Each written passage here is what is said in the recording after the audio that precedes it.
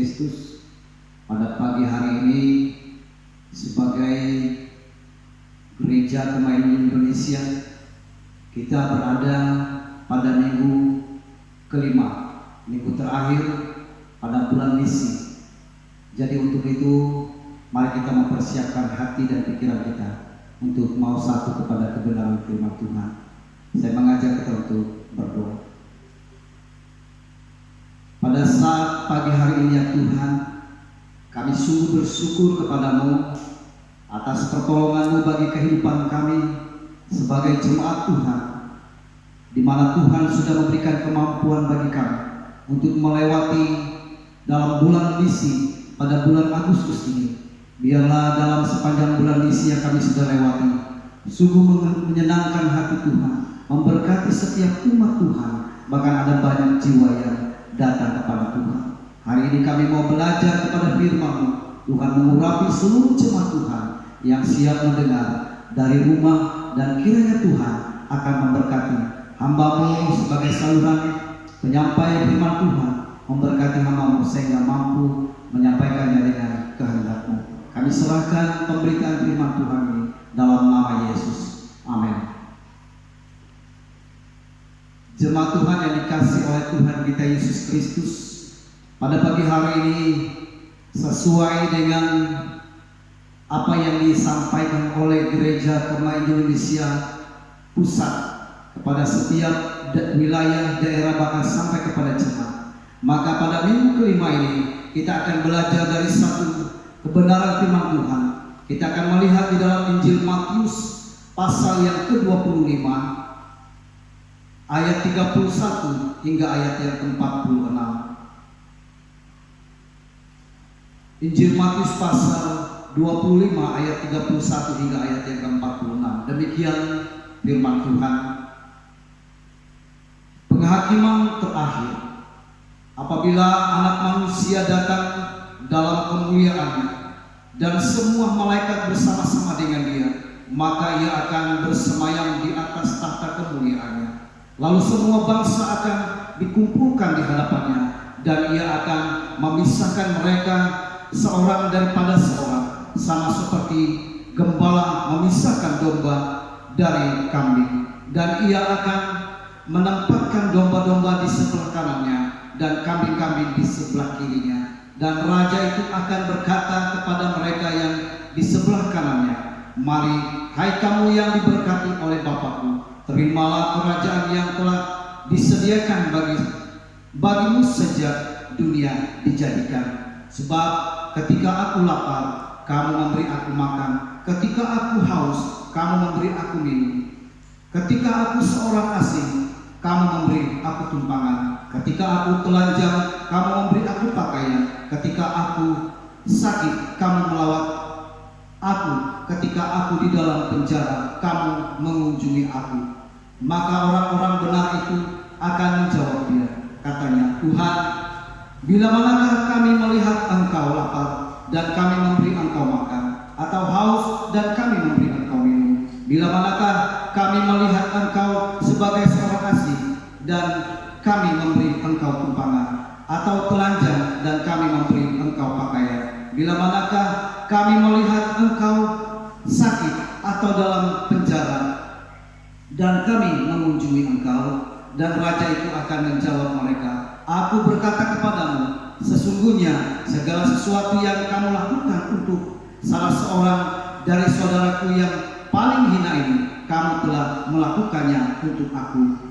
Dan ia akan berkata juga kepada mereka yang di sebelah kirinya, "Enyahlah dari hadapanku, hai kamu orang-orang terkutuk, enyahlah ke dalam api yang kekal yang telah disediakan untuk iblis dan malaikat-malaikatnya. Sebab ketika aku lapar, kamu tidak memberi aku minum. Maka ketika aku haus, kamu tidak memberi aku minum.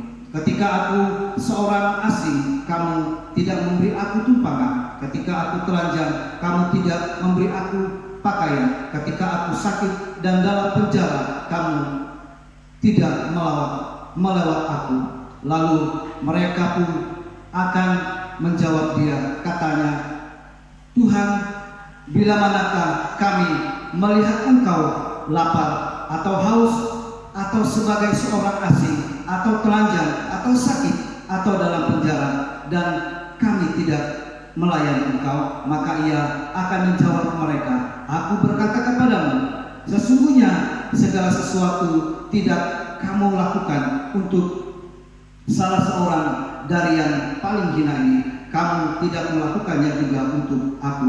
Dan mereka ini akan masuk ke tempat siksaan yang kekal, tetapi orang benar ke dalam hidup yang kekal.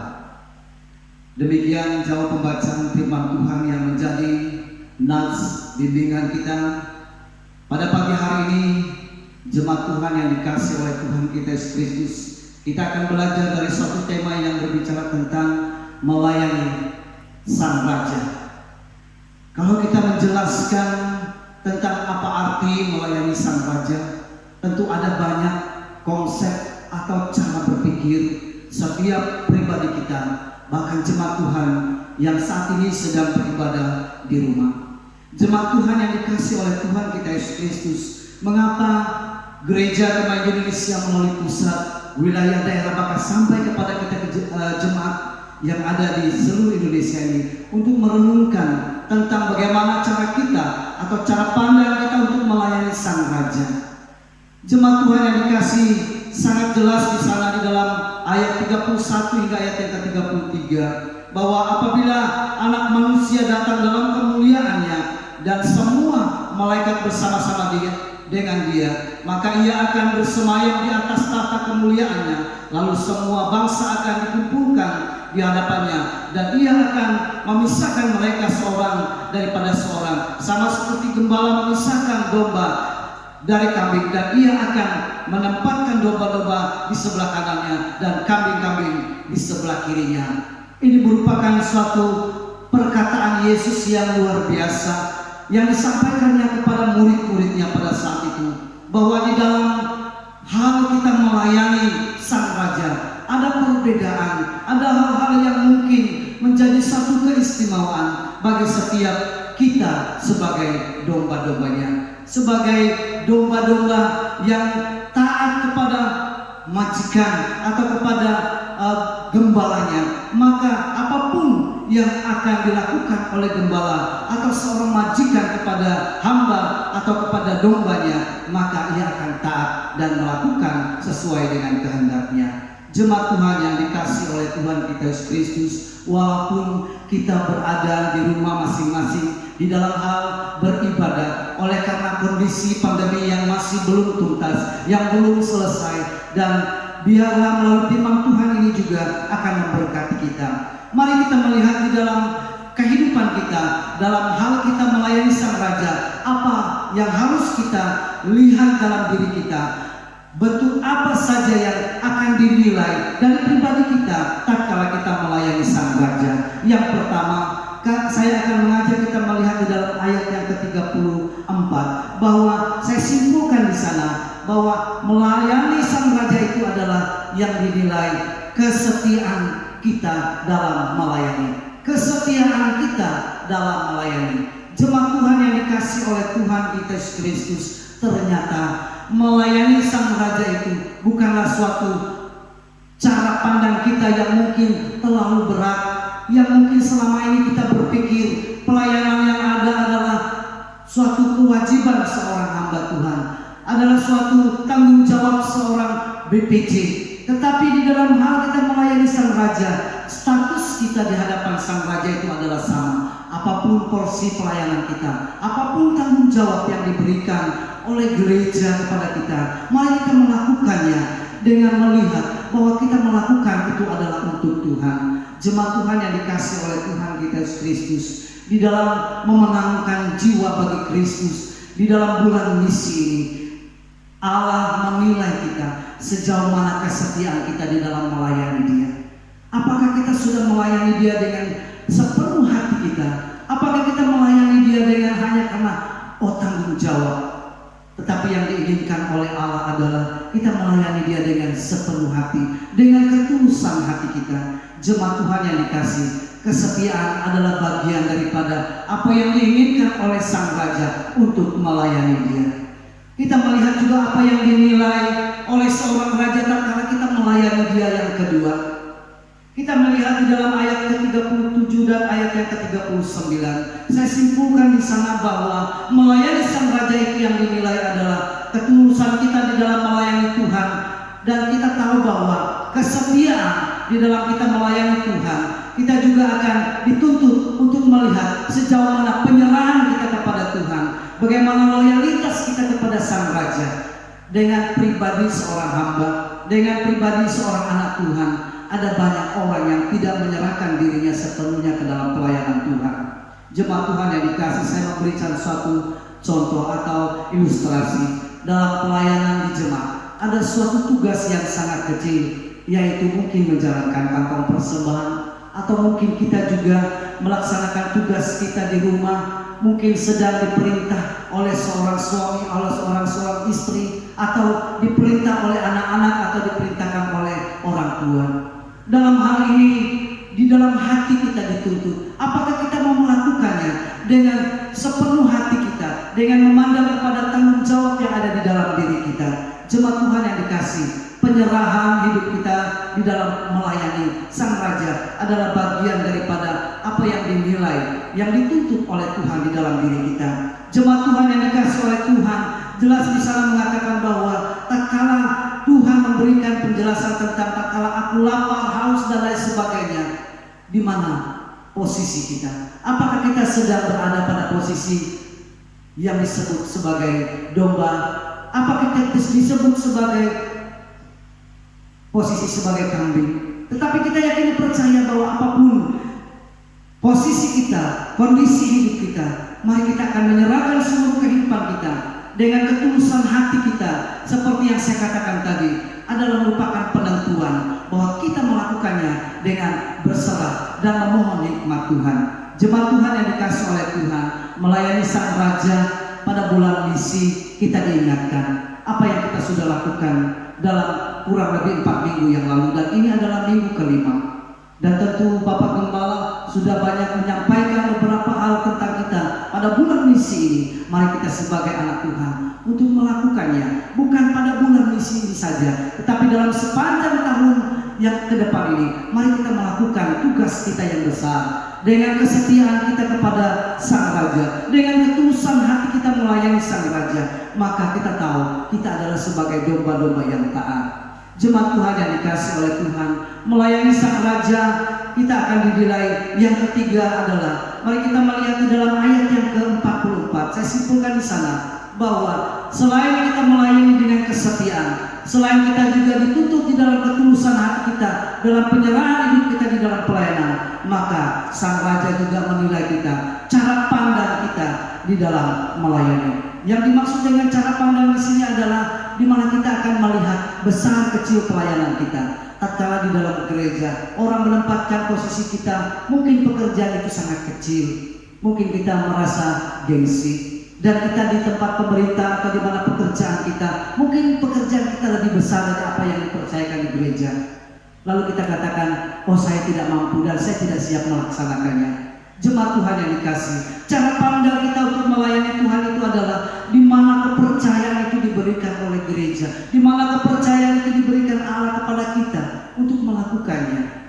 Jadi kita melihatnya bukan dari sisi manusianya, kita melihatnya bukan dari kualitas manusianya, tetapi kita melihat secara kualitas kehidupan kita, seperti kesetiaan, ketulusan, sehingga tak kala kita melakukannya, apa yang dikatakan oleh firman Tuhan, kita melakukannya untuk Tuhan. Jemaat Tuhan yang dikasih oleh Tuhan kita Yesus Kristus, tentu anak-anak Tuhan secara khusus gereja Kemahiran Indonesia, saat ini kita sedang diingatkan kembali oleh firman Tuhan bahwa melayani sang raja itu ada banyak cara pandang orang untuk melayani sang raja. Pada posisi hari ini, di tengah-tengah pandemi, di tengah-tengah COVID yang sedang melanda bangsa ini, mari kita akan mengoreksi diri kita, mengevaluasi diri kita. Apakah kita sudah melakukan bagian kita? Apakah kita sudah memberikan kehidupan kita? Apakah kita memiliki cara pandang yang benar tatkala kita berada dalam situasi yang sulit?